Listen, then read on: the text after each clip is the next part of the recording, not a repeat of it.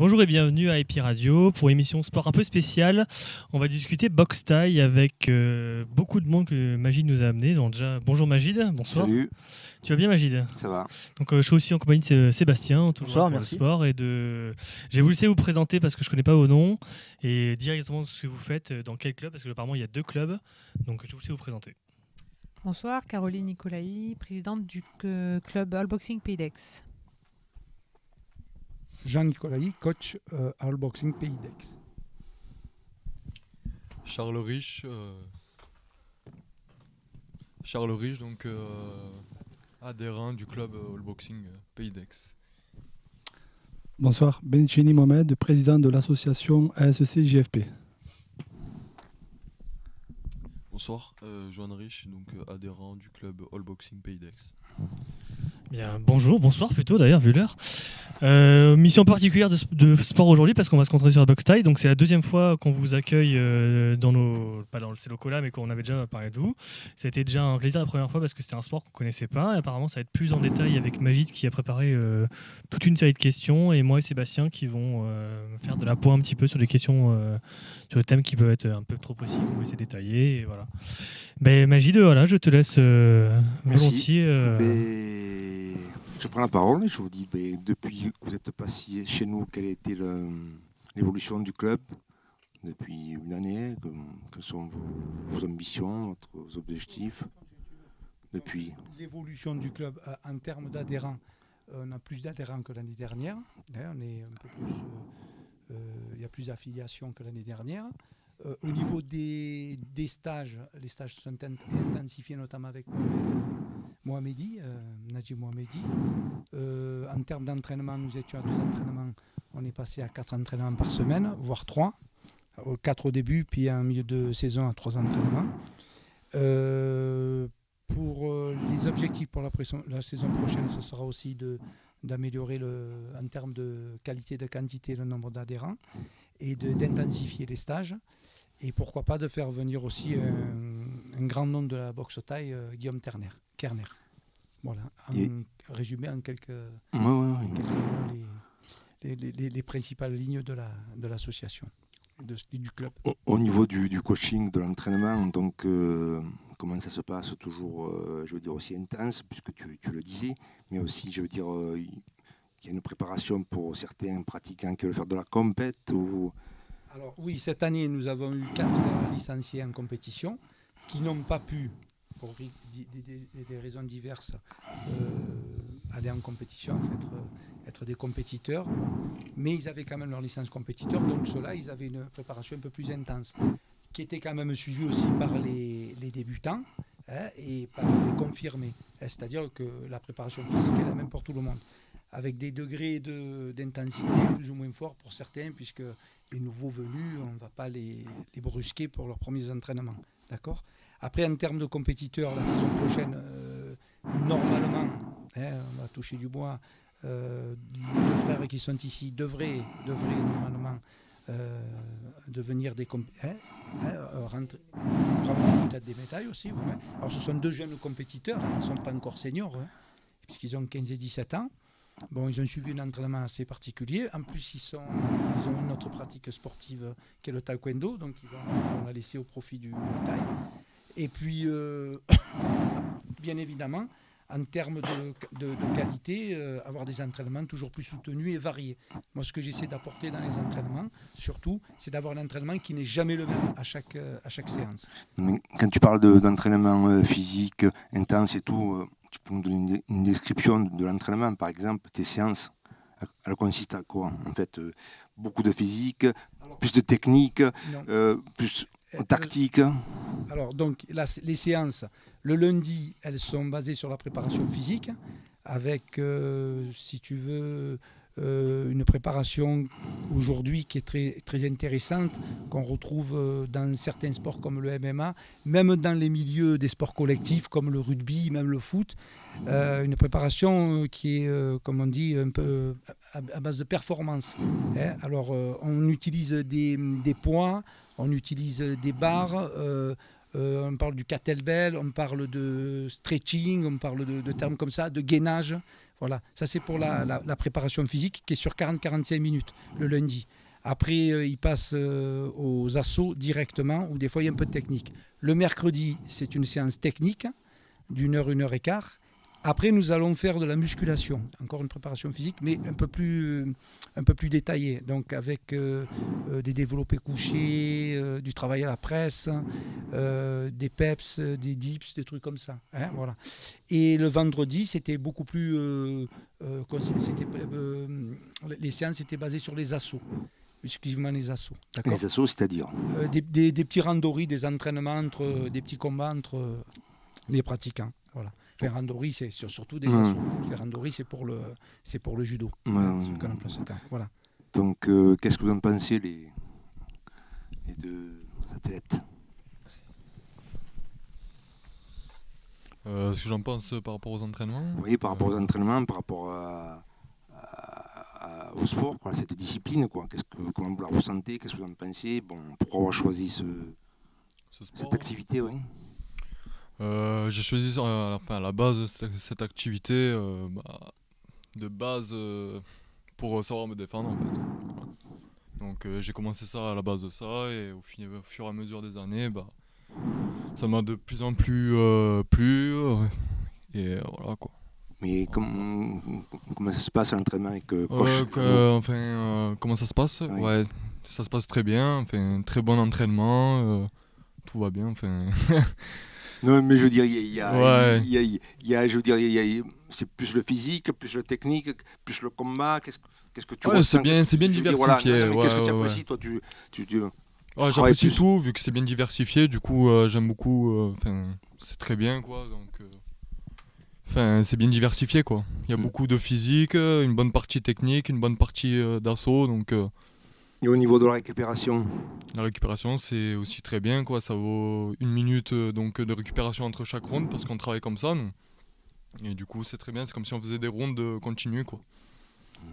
Voilà. Et toi, qu'est-ce que tu en penses? Ce que j'en pense, on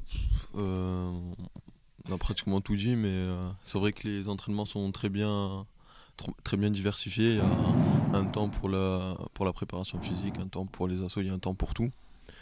Et moi, ce que je préfère dans tout ça, je pense, c'est la condition physique. Parce que la condition physique, c'est, on va dire, c'est 90% du sportif. Si on a la condition physique, on peut comment dire, on peut se permettre de... Je sais pas comment expliquer, mais... De dépasser ses limites. Voilà. Parce que si on a par exemple beaucoup de technique mais pas beaucoup de conditions physiques, ça fait pas le sportif. C'est-à-dire que si on va en compétition, on va en prendre plein la tête, quoi, si on n'a pas de conditions physiques. Moi, je voulais poser une question en parallèle. Il y a beaucoup de footing, il y a de l'endurance, il y a de la vitesse en parallèle. Alors à côté, oui, donc il y a une petite préparation donc personnelle qu'on se fait nous, donc des footings, on va se faire des footings, l'été on va se faire de la natation. Nous on a du matériel, donc des PAO, tout ça, donc on peut travailler nous-mêmes nos techniques. Donc oui, il y a une petite préparation à côté personnelle, quoi. Alors, ce qu'il faut comprendre, c'est un sport individuel et en salle. C'est pas un sport collectif à l'extérieur. À l'extérieur, tu vas avoir plus de travail qui vont être effectués sur des bases avec des longueurs, de la résistance, de la vitesse.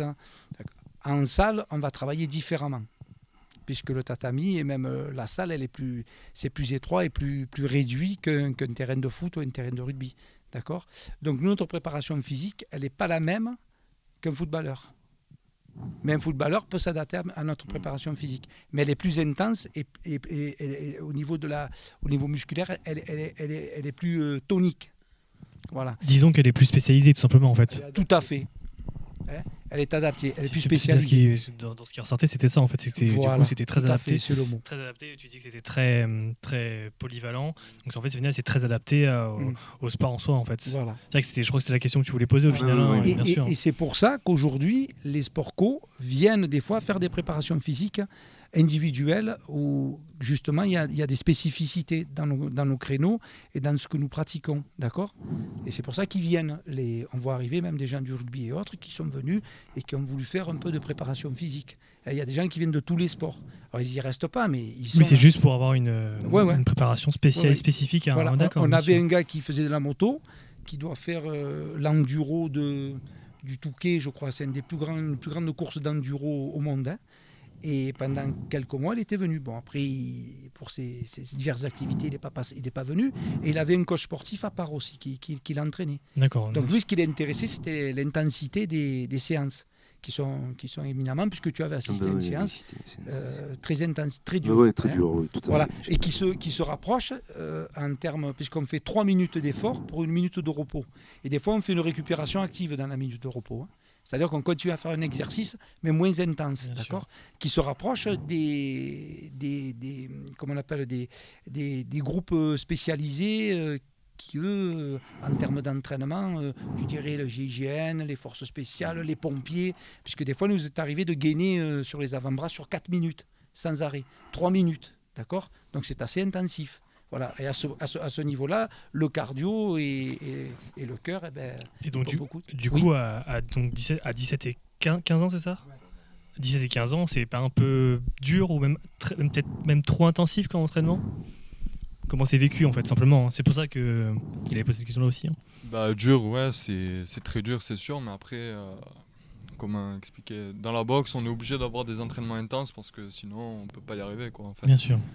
C'est sûr que si on va faire un petit entraînement, toujours se reposer, à rien faire, on peut pas y arriver. Enfin, en tout cas pour les compétiteurs, je veux dire. Et vu que nous, on veut être compétiteurs, donc voilà, quoi. Oui. Oui. Alors en fait, moi j'ai assisté à quelques entraînements du club de Jean. J'étais très impressionné par ces entraînements. Quand on dit que la boxe c'est une école de vie, je pense que ce proverbe porte tout son sens quand on assiste aux entraînements de Jean. En fait, c'est des entraînements où on se dépasse, où il y a un dépassement par soi-même physiquement. Pourtant, moi j'ai été compétiteur, je veux dire. J'ai été compétiteur et tout ça, j'ai assisté à des entraînements.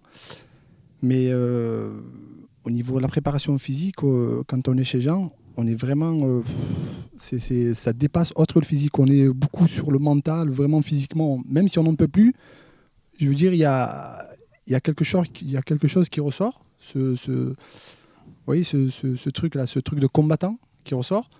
Et c'est ça que j'apprécie beaucoup chez Jean. Et d'ailleurs, moi-même, je m'inspire de ses cours. Parce que moi, je suis président d'un club de boxe dans une cité du 15e arrondissement de Marseille, qui s'appelle la Bricade. Et mes adhérents, ce sont des jeunes en décrochage scolaire, tout ça, un jeune à peu près... ce sont des jeunes qui turbulents, tout ça, qui manquent de repères, et tout ça, vous voyez, qui sont en décrochage scolaire et qui sont manque de sensations fortes. Et j'avoue que je m'inspire des entraînements de Jean en préparation physique et ils sortent pour ma part, ils sortent de la salle, ils sont vraiment usés, ils sentent qu'ils ont fait, vous voyez, ils sont surpassés. Ils sont surpassés. Et c'est ça qui manque aujourd'hui chez ces jeunes. En fait, physiquement, vous voyez, ils sentent qu'ils vraiment ils ont fait un effort sur et après il y a tout un travail derrière, vous voyez, à dire ouais, tu vois, regarde, tu disais que tu ne pouvais pas le faire, finalement tu l'as fait et tout ça. Après il y a tout un travail derrière, la confiance en soi, il y a plein de choses derrière. Et c'est pour ça que c'est très intéressant, très intéressant les entraînements de Jean. Vraiment, moi je m'inspire de ces entraînements au niveau de la préparation physique. Je m'inspire de ces entraînements et c'est vrai que c'est très efficace. Je fais 2 fois par semaine, je donne des cours de préparation physique, le lundi et en général le jeudi. Et vraiment, mes adhérents, ils sont vraiment satisfaits et ils en redemandent. Bon, après, on ne peut pas le refaire parce que il faut 48 heures à peu près, 48 heures, 62 heures de repos. Mais vraiment, ça porte ses fruits, quoi. C'est vraiment, ça porte ses fruits. Par contre, moi, je voudrais poser une question à Caroline, et en tant que femme, justement, Alors, c'est quoi ta question ? Ma question, justement, en tant que femme, par rapport aux hommes, là, est-ce que c'est plus difficile, puisque comme les entraînements sont intensifs, toi qui participes, ou tes collègues à toi, quelquefois, comment vous le ressentez, vous ? Quel est votre ressenti là-dessus, puisque vous êtes pratiquante ? Alors généralement, Jean adapte quand même le temps de travail en fonction de si on est une femme, un homme, et si on est compétiteur. Donc il y a quand même comment dire, je veux dire, c'est adapté au public. Voilà, si la personne est débutante, et après, c'est vrai qu'il nous aide à repousser nos limites, quoi. Donc c'est ça le but en fait de l'entraînement, c'est d'aller toujours plus loin, plus haut. Plus haut, ouais. Je sais pas, mais voilà, d'essayer de se dépasser et d'aller au-delà de la douleur, de la difficulté. Alors, en termes de dépassement de soi, puisque de ça qu'on parle et de confiance, le Muay Thai, quand on prend le vrai Muay Thai, comme il se pratique en Thaïlande, puisque nous, c'est de la boxe Thaï, on a européanisé, donc nous, on y introduit des cours de boxe anglaise. D'ailleurs, Mohamed est un bon pratiquant, une bonne technique. La boxe Thaï, c'est justement un dépassement de soi par l'effort. Donc, quand on regarde les boxeurs Thaï, les pratiquants du Muay Thai en Thaïlande, ils vont beaucoup, beaucoup plus loin que nous. Donc, on essaie un peu de réadapter ou d'adapter cette technique ici en Europe, en sachant qu'on a quand même des installations qui sont beaucoup plus pratiques que chez eux. Parce qu'il faut voir, il y a certains camps d'entraînement en Thaïlande, ils aimeraient bien avoir le Krebs d'Aix-en-Provence. Voilà. Ça, c'est un point que je tenais à préciser quand même. Voilà, parce que quand même, on est bien lotis. Après, je tenais aussi à souligner le rôle essentiel que l'on a avec Mohamed et le club de la Bricarde. Mohamed qui fait un travail énorme sur Marseille, puisque samedi, je suis allé lui prêter main forte. Et il y avait deux grands champions, Christian Nka et Nicolas Parlanti, si un jour vous avez l'occasion, parce qu'il y a beaucoup de monde qui a envie de parler, il n'y a pas que nous à la radio. Et il a fait un travail énorme samedi sur la Castellane, dans un quartier qui est réputé difficile, où je suis rentré très tranquillement, et il y avait beaucoup de gens qui avaient envie de travailler, et des petits qui étaient heureux toute l'après-midi, avec des moyens des fois plus que limités. Et on a travaillé avec ce qu'on avait, voilà, sur une cour, bitume, voilà, et on a bien travaillé. Donc Mohamed, je l'apprécie beaucoup, parce que c'est un garçon qui est plein de volonté, et qui fait énormément pour le sport pied-point. Voilà, ça aussi je voulais le dire. Et là aussi on a un dépassement, parce que les gamins ils en ont redemandé, et croyez-moi qu'il y en avait, ils avaient envie, voilà. C'est un art martial que tout le monde commence à apprécier, de plus en plus de pratiquants, puisque ça vient en fait en Thaïlande, mais je veux dire c'est un sport qui s'instaure en France petit à petit. Mais surtout, tout le monde parle de la boxe Thaï. En fait, moi je me pose la question si c'est pour pratiquer le sport ou c'est pour en fait une activité de self-défense. Parce que il y a beaucoup de jeunes qui de plus en plus boxe Thaï, et donc. Alors il ne faut pas se leurrer. D'abord, quand les jeunes ils rentrent dans notre salle, c'est automatiquement c'est pour se défendre. Ils se disent oui, je vais faire la boxe Thaï. Après, c'est à nous, en tant qu'entraîneur, en tant que coach, de changer sa mentalité, de changer de sa façon de voir les choses. C'est à nous, après, de lui inculquer la discipline du Muay Thai, c'est à nous de lui inculquer les valeurs qu'il y a autour. C'est à nous de lui faire comprendre que oui, tu vas prendre sa discipline, mais pas pour te battre, pas pour ça. Vous voyez, mais c'est vrai qu'il ne faut pas se leurrer. Les jeunes moi, mes adhérents, au début, ils venaient pour faire ça, pour voilà, la bagarre, je veux faire la bagarre. Mais après, non. Après, il y a une ouverture d'esprit, il y a une mentalité qui change. Il y a plein de choses. Il y a plein de choses les valeurs, en fait, les valeurs de ce sport, tout simplement. Mais ça se découvre au fil de la saison, tout ça. Il y a des interclubs en région, oui. Je veux dire, il y a des compètes, voilà, des confrontations. Oui, bien sûr. Oui, ben justement, l'année prochaine, c'est un projet, on envisage avec Jean de faire des rencontres interclubs. Oui. Moi, j'ai pas voulu le faire cette année, parce que cette année, avec mes jeunes, j'ai voulu d'abord leur inculquer tout ce qui est au niveau de la discipline, tout ce qui est au niveau de toutes les valeurs qui englobent cet art. Mais l'année prochaine, on envisage de faire des rencontres interclubs avec Jean. Et voilà, pour simplement rendre ce sport, je parle personnellement, rendre à ce sport ce qui m'a donné. Parce que moi, personnellement, je viens de la cité à la Bricade, là où on a créé le club. Et j'ai découvert la discipline le Muay Thai à l'âge de 19 ans. En fait, ça a été vraiment comme une révélation. Quand j'ai découvert ce sport, quand je suis rentré la première fois dans une salle de Muay Thai, je sais pas, j'avais l'impression de comprendre la vie à peine aujourd'hui, à peine à 19 ans. J'avais vraiment, après, j'ai eu la chance d'avoir aussi un très bon entraîneur qui m'a inculqué, oui, monsieur Karim Tachouaft, très très bon entraîneur qui m'a inculqué des valeurs, qui m'a beaucoup appris à ce sport. Non seulement la technique, mais aussi le mental, pas mal de choses, l'humilité. Parce que ce sport, si on n'a pas l'humilité, ça vous enlaidit. Il faut absolument avoir l'humilité dans ce sport. Sinon, si on n'a pas l'humilité, ce sport, il va pas vous embellir. Il va pas. Vous voyez ce que je veux dire? Vous n'allez pas le comprendre, ce sport. Ouais, vous allez comprendre que oui, il y a le Muay Thai, il y a les genoux, il y a les coudes. Mais avec de l'humilité, avec toutes les valeurs qu'il y a autour, le partage et tout ça, ce sport, il est très bénéfique dans sa vie quotidienne, de partout. C'est un sport d'avenir. C'est un sport d'avenir. C'est un sport d'avenir. C'est vraiment un sport où il y a pas mal de choses à faire. Il y a beaucoup de choses à faire. Jean, il vous parlait de samedi, l'action qu'on a menée. Alors, on travaille avec une association qui s'appelle l'ADAP. L'ADAP, le slogan qui est éduqué dans la rue. C'est une très très grande association.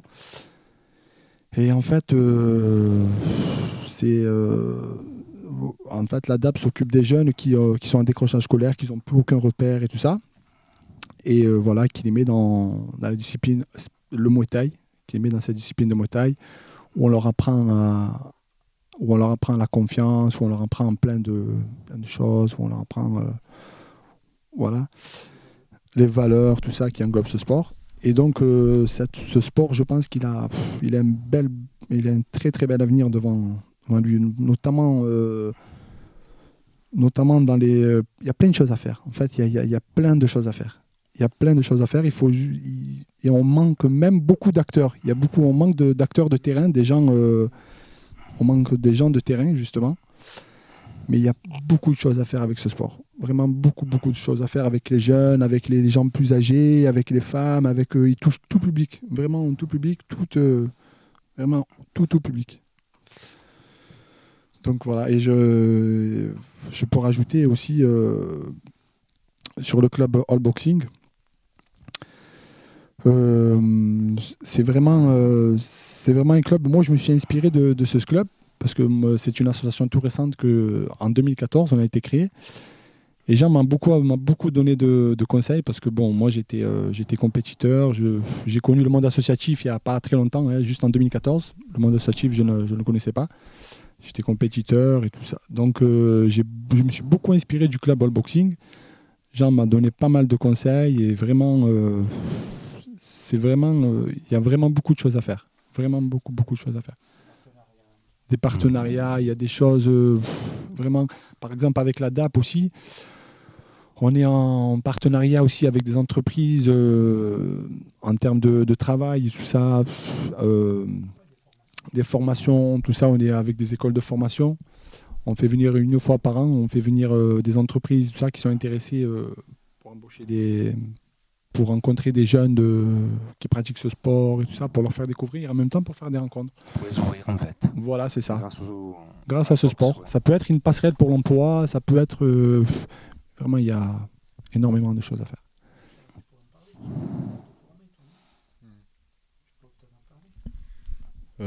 Tout a été dit, je pensais... Peut-être une formation d'entraîneur et puis aussi au niveau de la sécurité. Pour ce sport, justement. Si tu n'avais pas connu ce sport, peut-être que tu n'aurais pas insisté pour faire une formation comme ça. Ouais, c'est sûr. Oui, par exemple, j'ai 2 adhérents j'ai 2 adhérents avec qui étaient intéressés par les métiers de la sécurité, donc qui pratiquaient le Muay Thai à peu près il y a 2 ans, et qui sont venus chez moi, que j'ai amené aussi chez Jean, Koubiak, que j'ai amené chez Jean. Et donc on a réussi à le faire financer sa formation d'agent de sécurité. Voilà, on a réussi à lui faire financer sa formation, et aujourd'hui il travaille. Donc en plus son employeur est amateur de boxe thaï, donc il lui aménage son planning pour assister à des cours de Muay Thai. Donc voilà, ça peut vraiment, il n'y a que du bien, que du bénéfique. Donc c'est un réseau d'insertion. On ne va pas dire de réinsertion, d'insertion. De formation. Donc Charles a demandé à passer des diplômes pour l'année prochaine. Et après, peut-être il y aura un partenariat aussi avec ta société, de protection. On compte aussi faire la protection, pas que individuelle, mais peut-être avoir des ambitions un peu plus grandes. Puisqu'on connaît des gens sur le Festival de Cannes, là. J'en ai parlé avec lui, mais bon, on vous expliquera peut-être dans une autre émission. Donc il y a ça, développer et puis surtout insérer.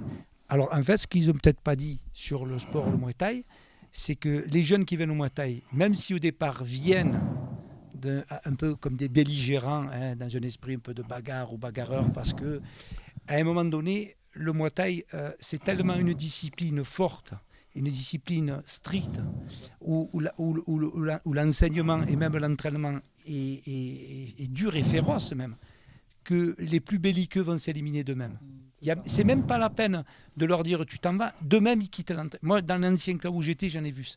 Les gars, ils arrivaient, ils étaient belliqueux, dès au premier assaut, ils commençaient à se battre comme des charretiers, et puis au bout d'un moment, avec les entraînements, on ne les voyait plus.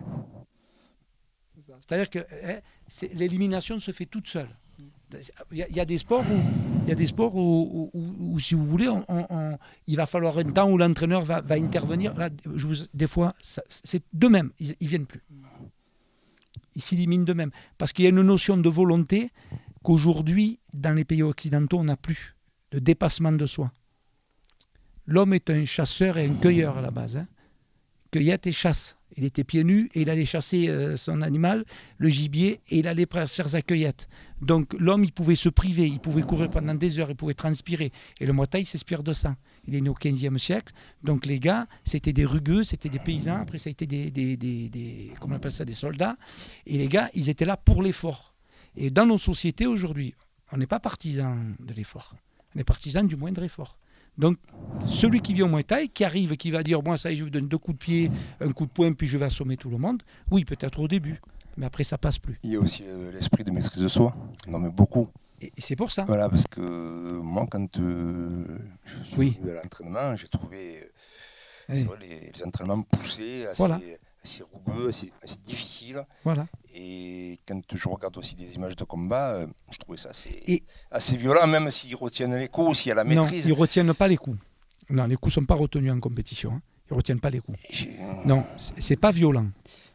Il y a une force des coups. Non, Pachi, quand il a amené le Muay Thai en 1974 en France, Pachi le dit lui-même, parce qu'il était un ancien du karaté, Pachi, avec Valera et tout. Il dit on a cru que le Muay Thai, c'était un sport de voyous. Pourquoi ? Parce qu'il est arrivé dans les quartiers. Et qu'il y a des gens de quartier qui s'en sont servis pour. Mais après, il est arrivé dans les gens de quartier comme des Dida, comme des Joël César et d'autres qui se sont révélés être des grands champions. Et il y en a un autre qui m'échappe, là, le nom, je l'oublie tout le temps, là, qui ont été des grands champions. Et ces gens-là, ils ont donné notre image du Muay Thai, même dans les quartiers. Et aujourd'hui, se démocratise. Nous, au boxing, on est au Krebsdex, et nous, dans notre population, on a un prof de fac, on a un directeur d'un super grand marché de Super U, on a des gens qui travaillent au Grand Théâtre de Provence. Et l'opportunité qu'on a eue, c'est que moi, comme j'ai travaillé avec M. Alali dans les quartiers pendant 30 ans, donc on sait ce que c'est, puisqu'il parle de mixité sociale au niveau du gouvernement, il faut l'appliquer. Donc nous, comme moi j'ai cette facilité et j'ai grandi où il fallait, donc dans mes stages d'entraîneur, quand j'ai réussi mes diplômes d'entraîneur, j'ai rencontré Mohamed. J'ai rencontré Julien Souve, qui est quand même vice-champion du monde de full contact. Donc quand je les ai rencontrés, qu'est-ce qu'on a fait ? On a sympathisé et de là, on a créé un pont. Et là, on va créer un partenariat avec la Bricarde. Et on va certainement signer une convention avec sa société, d'accord ? Justement pour que Charles et d'autres se forment et qu'il y ait un pont. La prochaine fois que Mohamed fait un stage à la Castellane, non seulement j'ai demandé à Charles et à son frère de venir, mais il va venir aussi un jeune notaire qui habite dans le 7-8e arrondissement de Marseille, qui traverse jamais Marseille parce qu'il a peur de les a priori des médias et qui a commencé un peu la savate, un sport boxe française, et qui va venir aussi aider. C'est un peu pour ça aussi, hein, c'est un lien social. Voilà, casser des barrières. Donc c'est un sport qui crée des liens, plein de valeurs, de rigueur. Voilà. C'est ce que j'entends en tout cas. Mais alors moi j'ai une question, on vous parlait donc de vice-champion du monde là. Alors les compétitions, comment ça se passe ? Parce que vous aviez l'air de dire que l'entraînement était très physique, très dur, sur ce que vous disiez aussi, sur ce que tu disais aussi. Mais alors dans ce cas-là, dans le cadre d'une compétition, quelles sont les limites à pas dépasser ? Comment ça se fonctionne ? En bref, on va pas rentrer dans les détails parce que je suppose que c'est comme tous les sports de combat, quand même très carré. Mais en bref, comment se porte une compétition En fait, ce qui est magique dans ce sport, c'est en compétition. Par exemple, je prends mon exemple. Oui, c'est vrai, il a raison. Genre, on retient pas les coups. C'est pas possible parce que moi, quand je montais dans le ring, je voulais sortir vainqueur. On peut pas retenir les coups. Mais ce qu'il y a, c'est qu'il y a beaucoup de respect. Beaucoup de respect entre nous, entre les compétiteurs. Par exemple, à la fin du combat, il m'est arrivé d'aller manger avec mon adversaire dans un resto. Vous voyez, pourtant, une demi-heure avant, on était là en train de se battre. Et une demi-heure après, on était ensemble dans le resto en train de manger ensemble. Vous voyez, c'est ça, c'est cette magie qu'il y a. Et je trouve qu'on ne retrouve plus dans les autres sports. Oui, oui, dans le ring, on ne se connaît pas. Dans le ring, on ne se connaît pas. C'est normal. Je me suis préparé physiquement, je me suis préparé techniquement. Je veux sortir le vainqueur, c'est normal. Je vais pas te faire de cadeaux, tu ne vas pas me faire de cadeaux, mais avec du respect. Mais vraiment du respect, avec de la technique, avec donner du plaisir au public, se faire plaisir. Voilà, mais ensuite, à la fin du combat, voilà, ça y est, c'est fini, on a fait notre truc, on s'est entraîné, maintenant on va respirer, on va manger. Moi, c'est vrai, hein, à la sortie de mes combats, j'allais manger au resto avec mon adversaire. Alors, les gens ils étaient là, ouais, mais tu as boxé avec lui, ouais. Pourtant, je ne le connaissais pas, mais voilà, on a fait connaissance, en fait. Un ring, c'est ça, on a fait connaissance. Voilà, et les compétitions, c'est vrai que c'est très, très, très dur. C'est très dur, il y a une préparation, c'est très très difficile. Mais voilà, après je veux dire, voilà, après c'est une satisfaction, en fait, c'est une satisfaction personnelle. Je veux dire, c'est beaucoup de courage déjà, de monter dans un ring, affronter, c'est énormément de courage. Il y a c'est beaucoup de courage. Après voilà, c'est être ultra motivé. Voilà, exactement. C'est ultra motivé, c'est tout se passe dans la tête, tout se passe dans la tête. Il suffit que 2 jours avant, vous avez eu un truc, une mauvaise nouvelle ou quoi, ça va se répercuter automatiquement dans le ring. Tout se passe dans la tête en fait. Après, moi, il m'arrivait des jours où physiquement, j'étais très, très... Tout se passe dans la tête. C'est pour ça qu'aux entraînements, on a ce travail de dépassement par soi-même. À la limite, presque dissocier le mental avec le physique. Vous voyez, c'est dissocier ces trucs. Parce qu'il se peut qu'avant le combat, 1 heure avant, vous apprenez une mauvaise nouvelle ou vous n'êtes pas dans... Ouais, mais tu n'as pas le choix, tu es obligé de monter. Alors, il faut dissocier ce mental avec du physique. Vous voyez, tu n'as pas le choix, là, tu es obligé de monter. Ça y est, on est une autre personne. Dans le ring, on est une autre personne.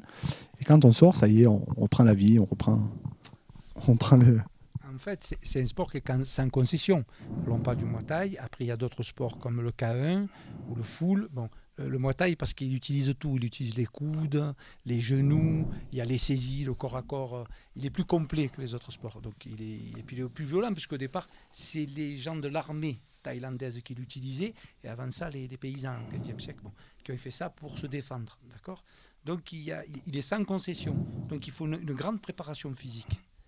C'est pour ça qu'il peut paraître violent, mais il y a un grand respect des sportifs entre eux. Après, comme dans tout sport, des fois il y a des choses un peu, des décisions, mais ça, on ne peut pas l'empêcher. Les derniers matchs de championnat de France, on sait très bien qu'il y a des fois on oublie le ballon, il passe. On ne va pas vous l'apprendre, ça. C'est comme ça. mais en boxe aussi, ça arrive aussi. Oui, ça arrive. D'ailleurs, tu en étais une fois. Après, il y a une pression. Voilà. Oui, après il y a une pression par derrière, tout ça. Voilà. Mais moi, ce que je veux Il y a dire, des enjeux. il y a des enjeux, voilà. Ça fait partie Depuis peu, il y a des. Mais toi, tu as été victime aussi à mon avis. oui, aussi, ouais. Oui, c'est vrai, j'ai été pas mal parce qu'il y a victime. même boxeur professionnel était. Hein, Oui, c'est vrai que j'ai vu. J'en ai eu des bertes et des pas mûres. Voilà. Mais après, je veux dire, entre les adversaires, il y a un respect énorme. Il y a un respect énorme, il y a une fraternité même. Une fraternité parce que ce qu'il a subi, moi, je l'ai subi, les entraînements, les trucs difficiles. Après, nous, on ne s'occupe pas de ce qu'il y a derrière. Le coach, les arbitres, tout ça, nous, on ne s'occupe pas. Nous, notre travail, c'est dans le ring. Après, ce qu'il y a derrière, on est déjà débordé par les entraînements, par-ci.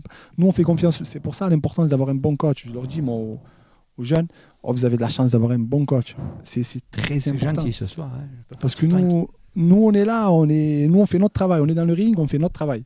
Et après, il faut avoir un coach vraiment qui vous préserve, qui vous motive, vous avez confiance en lui. C'est important, cette relation. Entraîneur-entraîné. Nous, moi, je ne parle pas de chance. La chance, ça n'existe pas.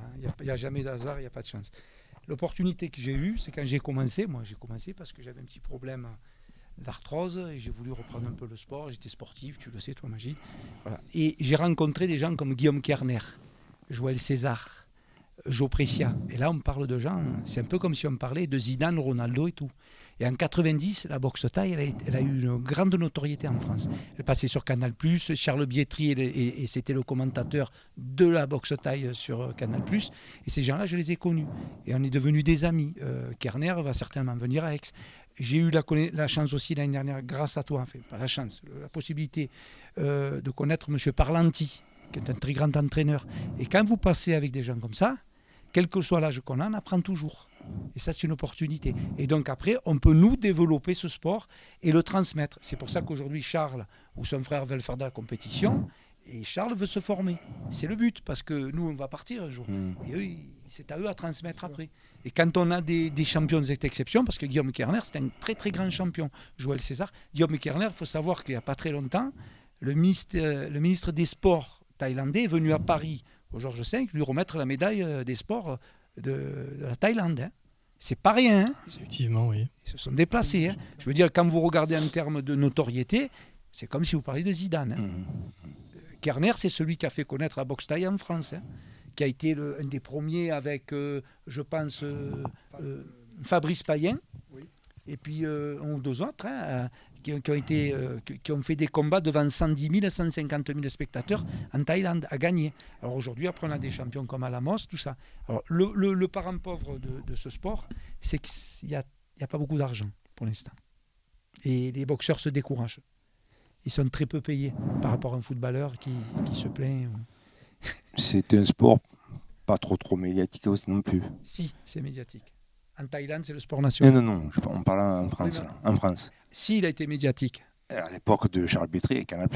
Oui, et après ils l'ont abandonné. Voilà. Maintenant, il est sur Combat Sport. Ah, Combat Sport. Voilà, Combat Sport. Mais c'est parce que Canal+, parce que justement, Canal+, après, il n'y avait plus d'intérêt à conserver la nouvelle ligne directrice, la nouvelle politique des services des sports de Canal+. Quand Bietri n'y était plus, ils l'ont abandonné. Mais c'était un sport qui était très médiatique.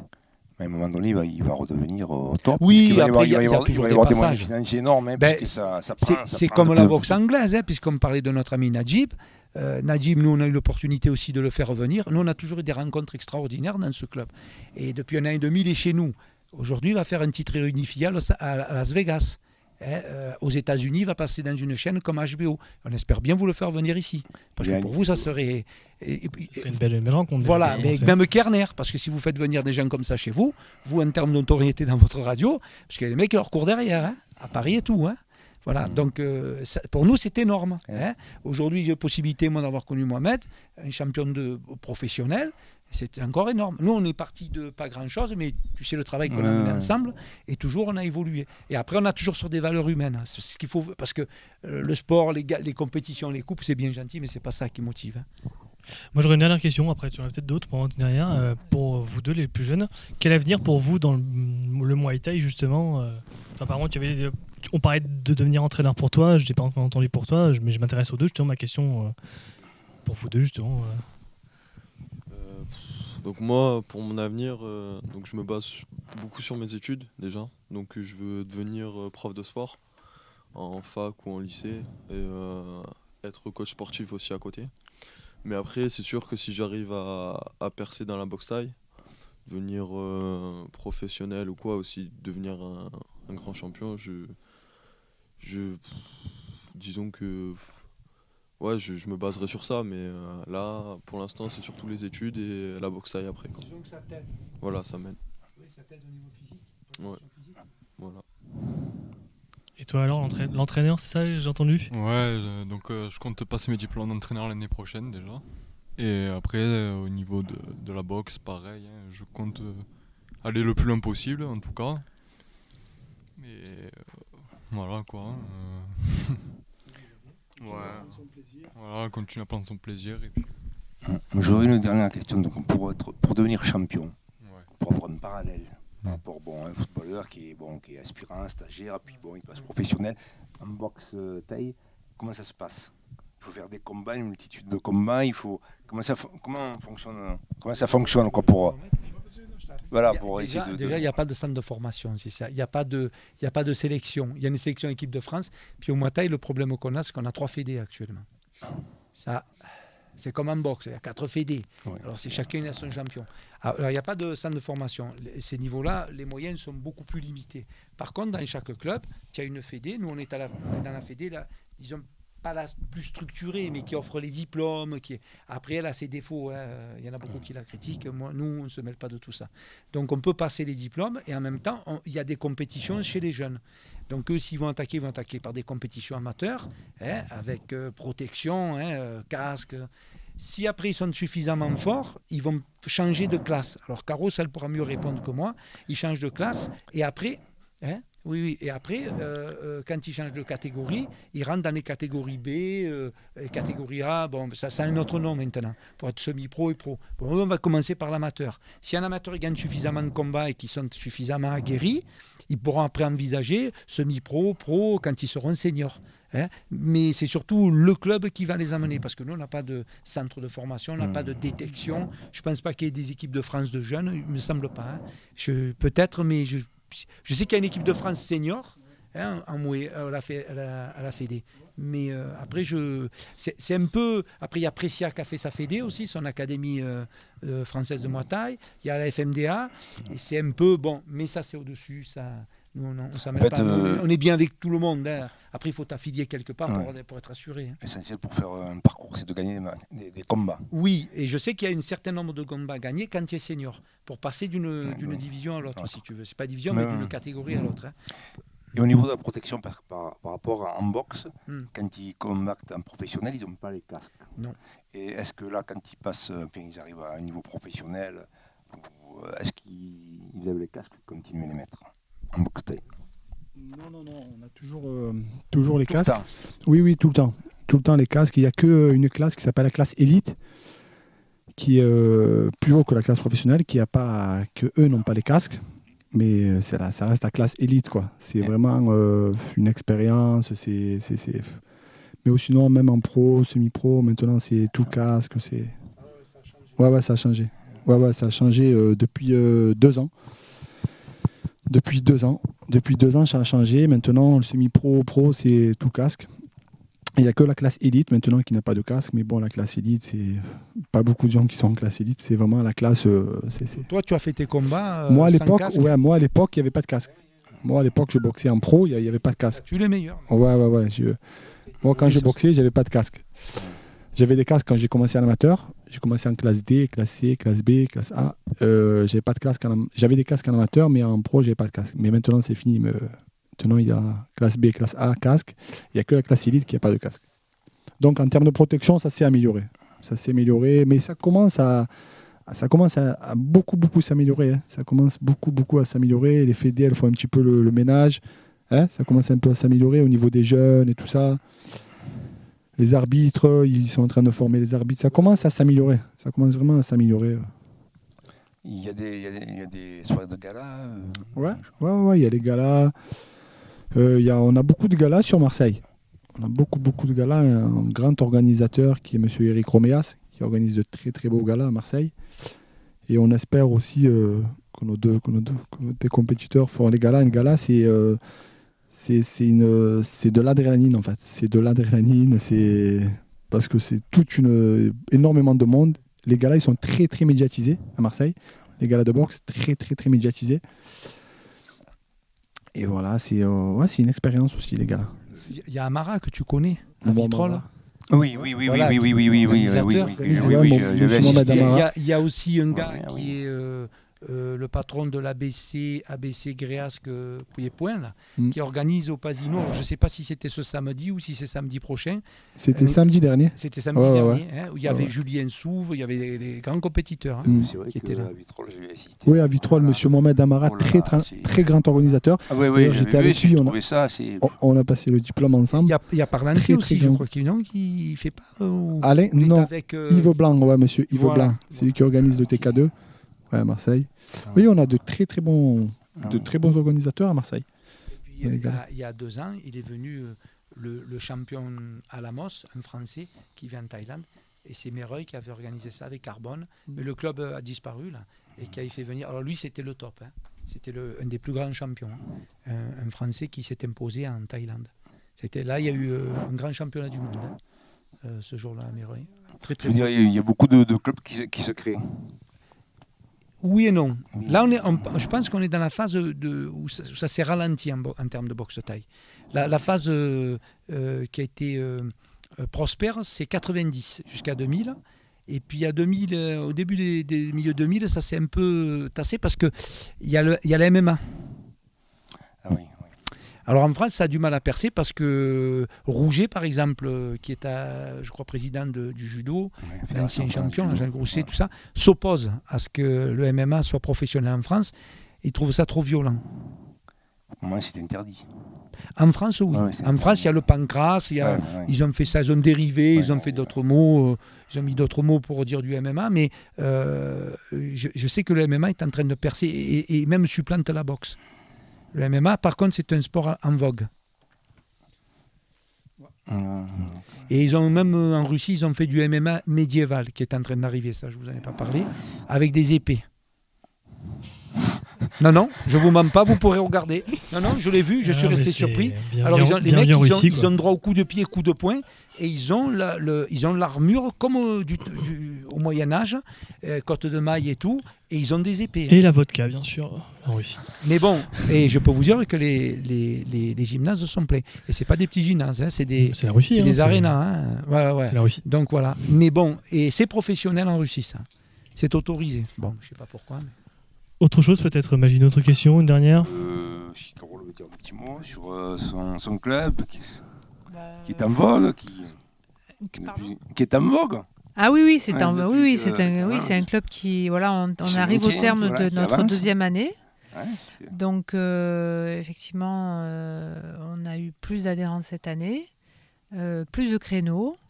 Donc on espère que l'année prochaine, ça sera encore un peu plus. On doit passer normalement, on vous montrera des images sur le site, on doit passer avec une caméra normalement. On essaiera de se caler ça, c'était un peu compliqué nous en termes d'amis, c'est les examens, si vous nous suivez, vous savez que moi je suis en examen, Sébastien travaille, vous le savez, c'est compliqué. Mais normalement on essaiera de venir pour faire des images.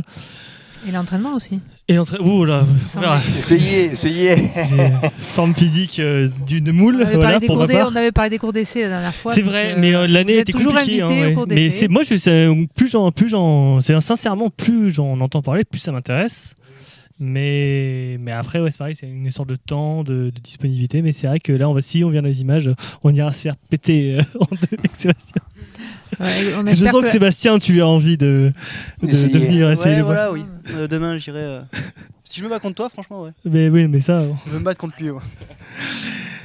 Merci. Je dis, on espère que l'année prochaine, on entendra encore plus parler de nous, puisque vous dites que au plus vous entendez parler de la boxe thaï, au plus ça vous intéresse. Donc, non, mais c'est sûr que tout le monde en parle, la boxe thaï. Oui. Moi, d'abord, je félicite Caroline. Elle le sait pourquoi. C'est une grande présidente. D'abord, c'est une guerrière. Et puis, elle le sait. Je ne vais pas ici évoquer parce que... Et puis, certains le savent aussi.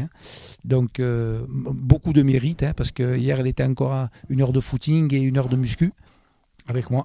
Moi, je m'oublie jamais. Hein. Je suis un peu vantard.